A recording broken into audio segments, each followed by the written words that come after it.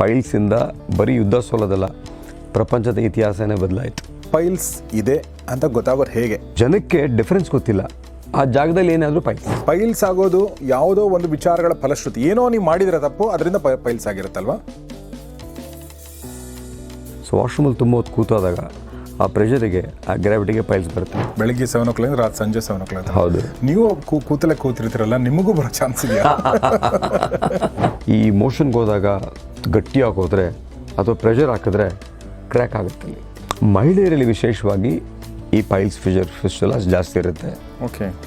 ಯಾಕೆ ಅಂತ ಹೇಳಿದ್ರೆ, ಪ್ರೆಗ್ನೆನ್ಸಿನಲ್ಲಿ ಗರ್ಭಿಣಿ ಆದಾಗ ಪ್ರೆಷರ್ ಜಾಸ್ತಿ ಇರುತ್ತೆ, ಅಥವಾ ಪೆಲ್ವಿ ತುಂಬ ಸಣ್ಣ ಇದ್ದಾಗ, ಪೆಲ್ವಿಸ್ ಈ ಭಾಗ ಸಣ್ಣ ಇದ್ದಾಗ ಅದೆಲ್ಲ ಜಾರ್ಕೊಂಬರುತ್ತೆ.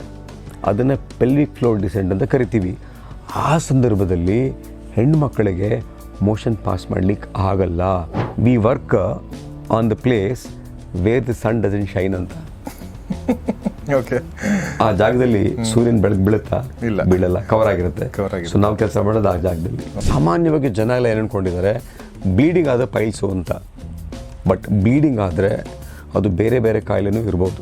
40 ದೇಶಗಳಿಂದ ಬರ್ತಾರೆ ಅಂತ ಹೇಳಿ? ಹೌದು, 40 ಕಂಟ್ರೀಸಿಂದ ಬರ್ತಾರೆ. ಪ್ರಪಂಚದಲ್ಲಿ ಎಲ್ಲೇ ಫಿಸ್ಟುಲಾ ಫೇಲ್ ಆಗಿರಲಿ ನಮ್ಮ ಹತ್ರ ಬರ್ತಾರೆ. ರಾಜ್ಯದಲ್ಲಿ ಎಲ್ಲೇ ಫೇಲ್ ಆಗಿರಲಿ ನಮ್ಮ ಹತ್ರ ಬರ್ತಾರೆ. ದೇಶದಲ್ಲಿ ಎಲ್ಲೇ ಫೇಲ್ ಆಗಲಿ ನಮ್ಮ ಹತ್ರ ಬರ್ತಾರೆ. ಈ ಫಿಸ್ಟುಲಾ ಅಲ್ಲಿ ನಮ್ಮ ಸಂಸ್ಥೆ ನಾವೆಲ್ಲ ಎಕ್ಸ್ಪರ್ಟ್ಸ್.